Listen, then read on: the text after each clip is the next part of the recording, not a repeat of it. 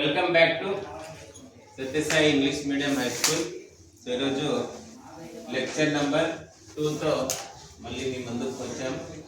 Previous క్లాస్లో introduction, app activity 1, 2, 3 discuss చేసాం. So practical చేద్దామన్నాం కదా. సో ఇది చూడండి, ఇక్కడ ఫస్ట్ యాక్టివిటీలో మనకు మెగ్నీషియం రిబ్బన్ గురించి ఉంది కదా. సో ఇదే మెగ్నీషియం రిబ్బన్ గర్ల్స్ వేసుకుంటారు కదా, మీ రిబ్బన్స్ ఆ షేప్లో ఉంటుంది కాబట్టి ఇది మెగ్నీషియం రిబ్బన్ అంటారు. సో ఏం నేర్చుకున్నాం first activity? when magnesium burns in the presence of oxygen, it gives a white dazzling flame and forms a magnesium oxide, white color powder. చూద్దామా అయితే?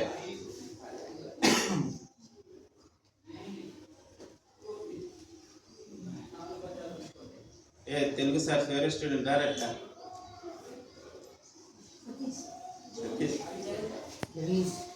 జగదీషా సతీషా? సతీష్ అంటే చాలా ఇష్టం. కనిపిస్తే ఆ డైలాగ్ చెప్పకుండా ఉంటాడు. సో బంద్ చేయనన్న చూద్దాం.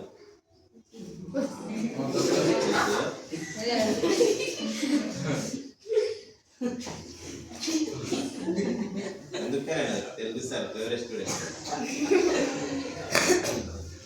ఇలా పెట్టి స్ట్రైట్గా పెట్టి ఇట్లా పెట్టండి, ఫ్లేమ్లో పెట్టు.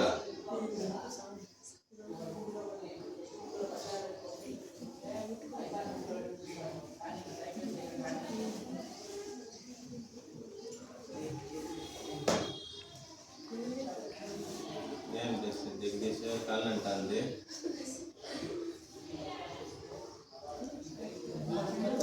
జగదీష్ పైన ప్రేమ ఎక్కువ అయిపోయింది.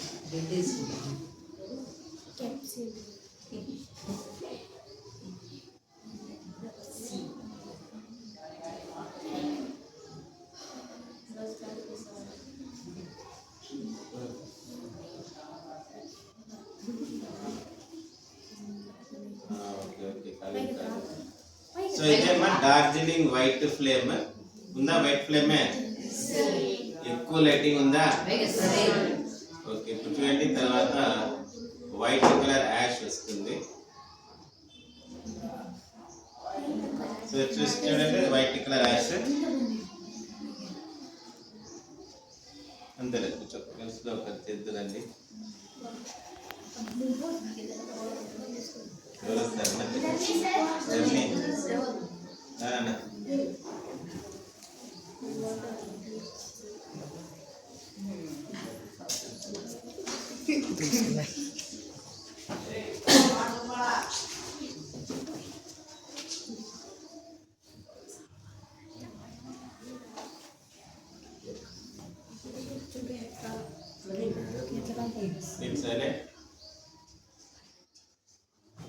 ఇదే డార్జిలింగ్ వైట్ ఫ్లేమ్ అంట.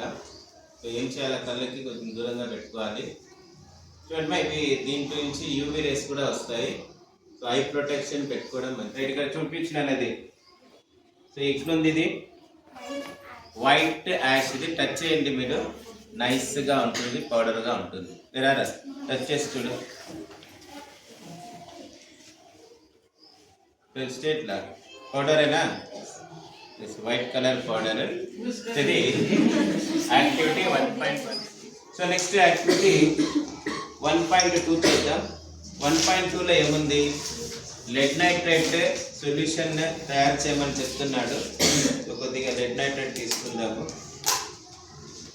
కనిపించద్దాం, గుండు రా కొంచెం ఇట్లా డా.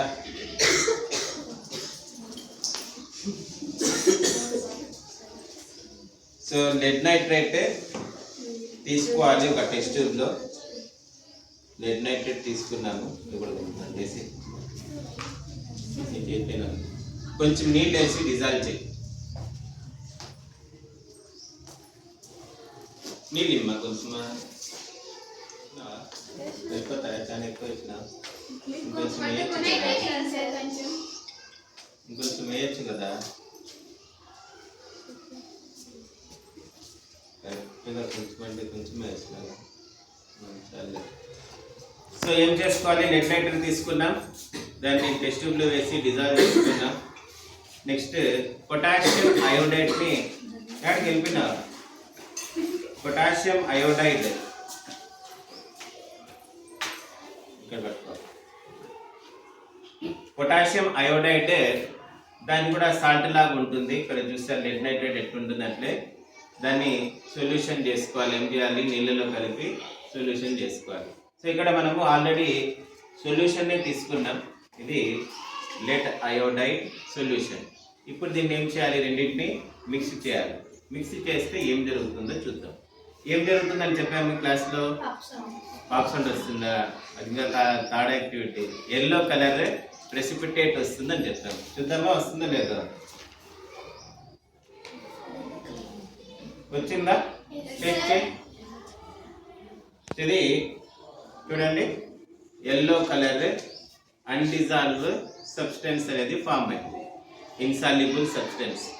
ఇది ప్రెసిపిటేట్ రియాక్షన్ అని కూడా పారైపోయింది. తర్వాత ల్యాబ్ యాక్టివిటీ 1.3. సో ఇక్కడ ఏం తీసుకోమన్నాము, జింక్ హైడ్రోక్లోరిక్ యాసిడ్ తీసుకోమన్నాం. ఆఫీస్లో యాసిడ్ ఉందా, బాత్రూమ్ టాయిలెట్. సో చూడండి, జింక్ సల్ఫ్యూరిక్ యాసిడ్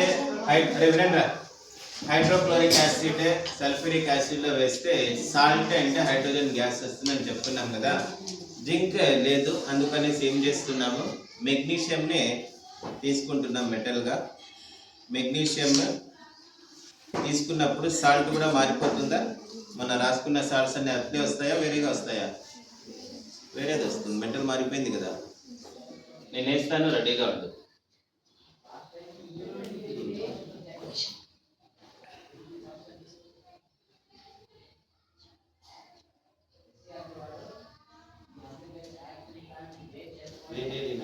ఆడతీరా ఇది ఆన్ చేసుకోరా,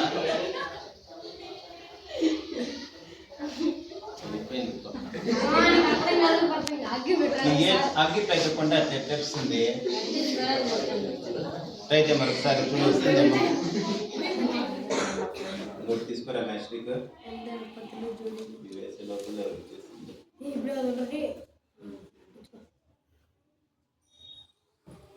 చిన్న సౌండ్ గమనించారా, అది ఆరిపోయింది. నువ్వు తీసుకోరా, చేయాలి రాజా. ఇప్పుడు రెడీయా. సో చూడండి, ఇద్దరు ఏం పేర్రా, వనీంద్ర సరిగా చేయలే, కలిసింది బాగా చేస్తారు. చెప్పు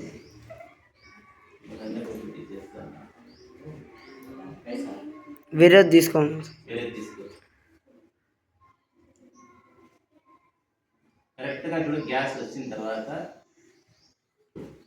వచ్చిందా సౌండ్, పాప్ సౌండ్ అంటాం ఇది. చూడండి ఎంత విగోరస్లీ ఉంది, వెరీ ఫాస్ట్ రియాక్షన్ని ఇది అంటాం విగోరస్లీ. సో ఏం గమనించారు మీరు, what do you observe when magnesium reacts with the hydrochloric acid, it gives magnesium chloride and hydrogen gas. Zinc వేస్తే ఏమొస్తుంది, జింక్ క్లోరైడ్ వస్తుంది.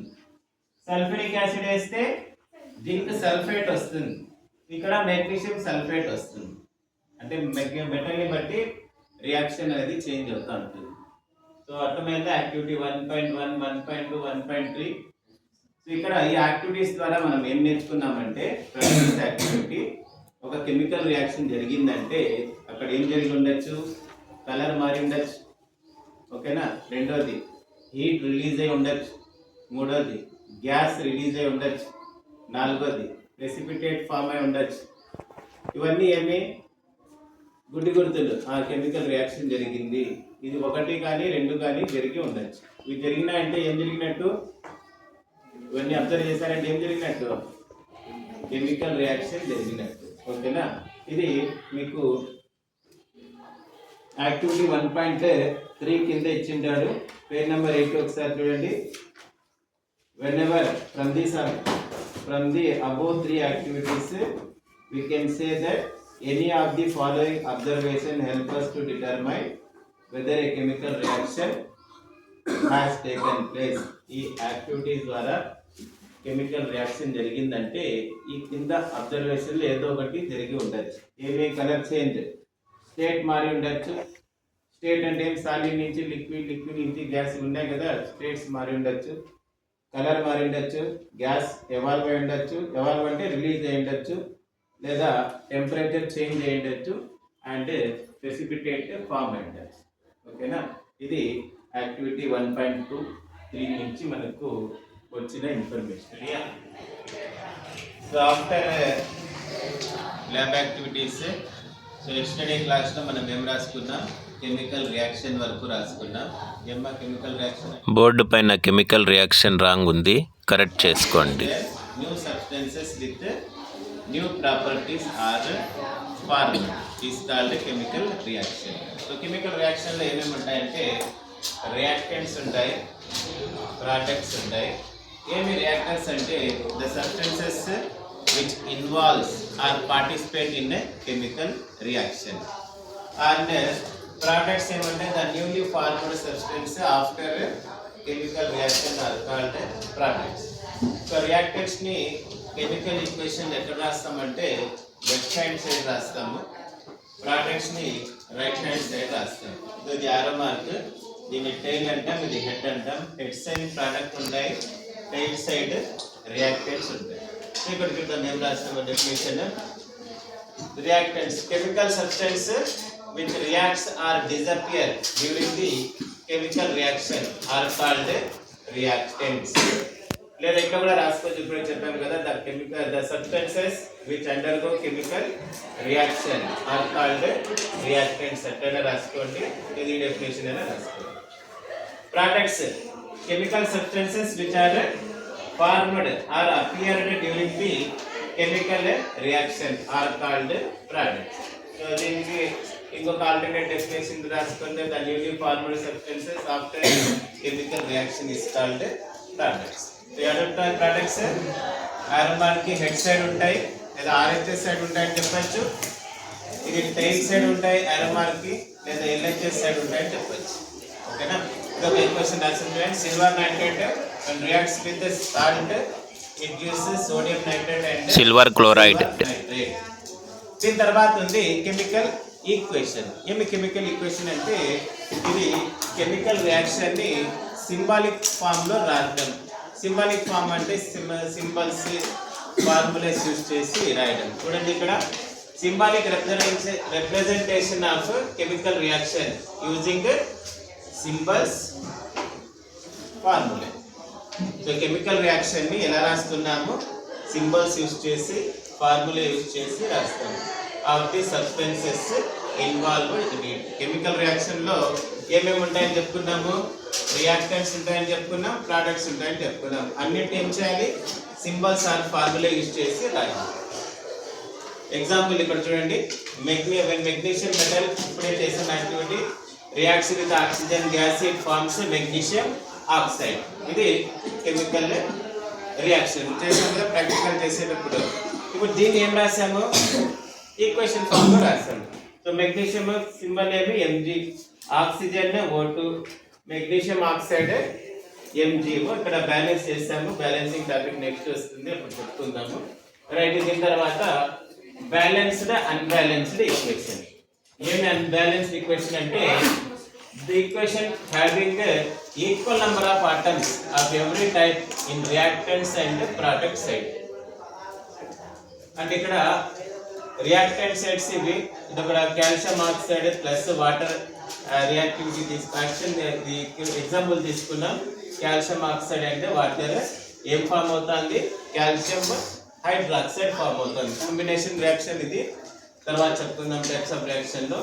దీంట్లో రియాక్టెంట్ సైడ్ ఉంటే అలాగే ప్రోడక్ట్ సైడ్ ఉంటే ఆటమ్స్ యొక్క నంబర్ ఏముండాలి, సేమ్ ఉండాలి. ఇక్కడ ఒకటి ఉంటే ఆ పక్క కూడా ఒకటే ఉండాలి, ఈ పక్క 2 ఉంటే ఆ పక్క 2 ఉండాలి, ఈ పక్క 4 ఉంటే ఆ పక్క 4 ఉండాలి. దీన్ని బ్యాలెన్స్ ఈక్వేషన్ అంటారు. ఈ రియాక్షన్లో చూడండి Cl ఎన్ని ఉన్నాయంటే 1, ఇక్కడ Cl 1, ఓల్ ఎన్ని ఉన్నాయంటే ఇక్కడ 1, మళ్ళీ ప్లస్ ఉంది, ఇక్కడ 1 ఉంది, మొత్తం 2. ఇక్కడ ఓ బ్రాకెట్ అంటే ఇంటూ ఓల్ ఎన్ని ఉన్నాయి 2 ఉన్నాయి. హైడ్రోజన్ 2 ఉన్నాయి, ఇక్కడ H ఉంది, బ్రాకెట్ అంటే ఇంటూ 1 ఇంటూ 2 2. So hydrogen 2. ఇది బ్యాలెన్స్ ఈక్వేషన్. అన్బ్యాలెన్స్ ఈక్వేషన్ ఏముంటుంది? ఈ పక్క ఆ పక్క నెంబర్ ఆఫ్ ఆటమ్స్ ఏముండవు, ఈక్వల్ గా ఉంటాయి. ఓకేనా, డిఫరెంట్ గా ఉంటాయి. ఇటువరకు రాసుకున్నారా? అన్బ్యాలెన్స్ ఈక్వేషన్ ఏమంటే ఈక్వేషన్ హ్యావింగ్ ఏమా ఈక్వల్ నెంబర్ ఆఫ్ ఉంటాయా, అన్ఈక్వల్ నెంబర్ ఆఫ్ ఉంటాయా?